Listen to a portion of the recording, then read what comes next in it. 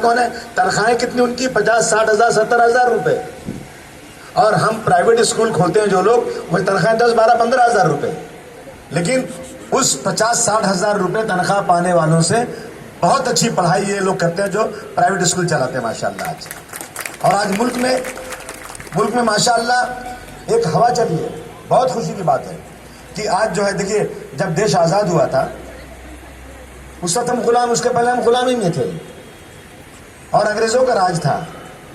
लेकिन उस वक्त ये तय हुआ कि अंग्रेज़ी इस देश की नौकरानी बनेगी और हिंदी इस देश की महारानी बनेगी।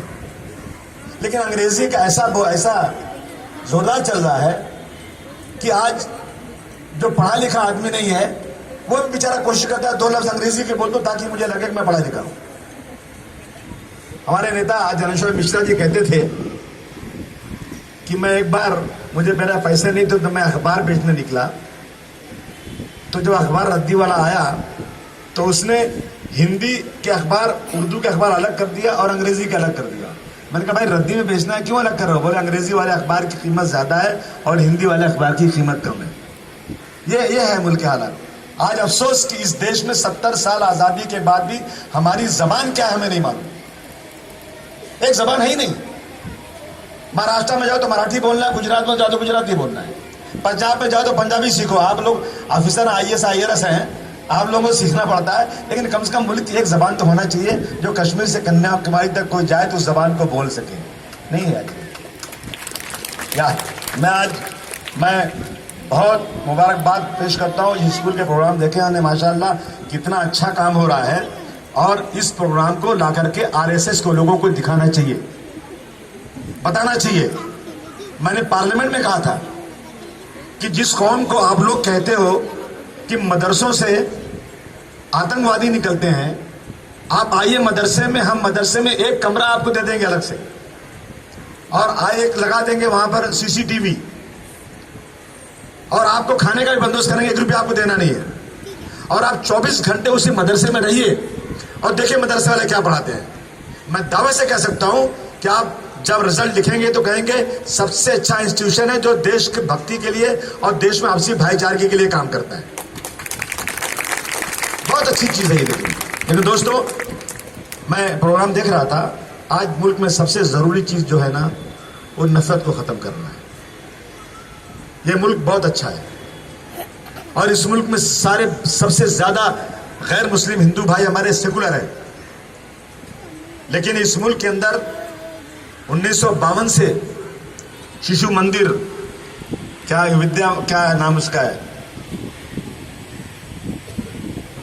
सरस्वती शिशु मंदिर, विद्या मंदिर, ये विद्या मंदिर है जिसके अंदर बच्चे पढ़ाए। 2 लाख स्कूल हैं और उन 2 लाख स्कूलों में सिर्फ ये पढ़ाया जाता है कि इस्लाम और मुसलमानों के खिलाफ सुबह से शाम तक छोटे बच्चों को दिलो दिमाग में एक जहर डाला जा रहा है और इसके खिलाफ लड़ाई कोई लड़ रहा है तो यकीन जानिए सबसे पहले अगर कोई इसकी लड़ाई लड़ रहा है तो जमात इस्लामी लड़ रही है। इसमें कहने में कोई वो नहीं है, जमात इस्लामी वो काम करते हैं। हम सबको ये काम करना है कि हमें इस मुल्क में रहने वाले तमाम लोगों के साथ भाईचारगी दिखाना है। मैं हमेशा कहता हूँ मीटिंगों के अंदर कि आप ये तय कीजिए कि अगर आपके महल्ले में कोई गैर मुस्लिम रहता है और वहाँ बहुत हिंदुओं के घर भी हो, लेकिन जाकर उसे कह दीजिए कि भाई किसी को अगर रात को खून की जरूरत पड़ेगी तो सबसे पहले मुसलमान आएगा, अपने भाई को खून देकर बताएगा कि हमें इस्लाम में ये सिखाया गया है, हमें पड़ोसी का हक क्या दिया गया है। हमें अपने बच्चों को ये तालीम देना बहुत जरूरी है और बच्चों को स्कूल के बाद ये बताना है और जरूर बताते होंगे कि भाई जब तुम जा रहे हो घर तो जब दूसरे दिन आओगे तो मुझे लिख कर दो कि स्कूल से जाने के बाद अगर तुम्हारे महल्ले में कोई शख्स परेशान था तो तुम क्या उसकी इयादत के लिए गए थे, कोई बीमार था तो क्या उसके लिए कुछ किया था, कोई भूखा था तो क्या अपने घर से 1 रोटी जाके खिलाया था उसको। अगर ये आदत हम डालेंगे अपने बच्चों में तो हमें लगता है कि इस मुल्क के अंदर वो जो लोग नफरत फैला रहे हैं उनका कारोबार बंद हो जाएगा और मोहब्बत का कारोबार इस देश में चलेगा। ये बहुत ज़रूरी है दोस्तों, ये आज इस मुल्क की सबसे ज़रूरी चीज़ है। तो मैं आज देख लीजिए क्या हो रहा है देश के अंदर, जिन लोगों ने इस मुल्क की आज़ादी में इतना अहम रोल अदा किया, और ये मैं थोड़ी कह रहा हूँ, ये तो हिस्ट्री कह रही है, ये तो इतिहास कह रही है। इतिहास को निकालते देखिए जिन लोगों ने अंग्रेजों के तलवे चाटे थे वो आज इस मुल्क के वफादार लोगों से सर्टिफिकेट मांग रहे हैं। उल्टी गंगा बह रही है। कहते हैं कि बर्बाद गुलिस्तान करने को बस एक ही उल्लू काफी है, और हर शाख पे उल्लू बैठा है, अंजाम गुलिस्तान क्या होगा। मैं अपनी एक बात कह के खत्म करना चाहता हूं कि आप सबको मालूम है कि जेल के अंदर असीमा नाम के एक आदमी गिरफ्तार था। खासतौर से मैं पुलिस वालों को बोलता हूं, और असीमानंद आरएसएस के सबको मालूम है। वो केमिस्ट्री से एमएससी या पीएचडी है, और वो रहने वाले उधर के बंगाल के। वो पकड़े गए, जेल में थे बम ब्लास्ट के अंदर, और उसी बैरिक में महमूद नाम का एक लड़का था हैदराबाद का, जो पकड़ा गया था मक्का मस्जिद ब्लास्ट हैदराबाद के अंदर। लेकिन उस मुस्लिम लड़के ने इस्लाम की सही तस्वीर दिखाते हुए उस असीमानंद के साथ इतना अच्छा सलूक किया। उसने नहीं देखा कि ये मुसलमानों को दुश्मन है, ये हमेशा हिंदू मुस्लिम बांटने वाली तंजीम का मेंबर है। उसने एक ही काम किया कि ये बुजुर्ग है, मेरे बाप की उम्र का है। उसने जेल के अंदर उस आदमी का जितना भी काम कर सकता था किया उसने काम। उस असीमानंद ने महसूस किया कि यार ये लड़का इतना अच्छा है, और इस लड़के ने मेरी कितनी खिदमत किया है। और मैं जानता हूं कि ये लड़के जो पकड़े गए हैं मक्का बम ब्लास्ट के अंदर, ये असल आरोपी नहीं है। आरोपी कौन है मैं जानता हूं। जब निकले वो जेल से, कोर्ट में जाकर के उन्होंने अपना बयान दर्ज कराया कि ये लोग मक्का मस्जिद, मुडासा, मालेगांव, अजमेर शरीफ, और वो जो बस जाती थी समझौता एक्सप्रेस, इसके आरोपी ये लोग हैं। उसने बयान दिया जा करके पूरे देश में हलचल मच गई उसके बयान के बाद। और उसी के बाद शायद उसके पहले शायद सीबीआई थी, एनआईए नहीं था, और एनआईए गठित किया गया, एक दूसरी जांच एजेंसी है। उसने जांच किया और सही मिला, और वो 9 लड़के जो मालेगांव के और जो लोग बंद थे सब के सब रिलीज होकर अपने घर आ गए। कब हुआ ये? जब एक मुसलमान लड़के ने इस्लाम की तालीमात को अपनाते हुए अपना सही कैरेक्टर एक गैर मुस्लिम को दिखाया, तो 9 लोगों की जान बची।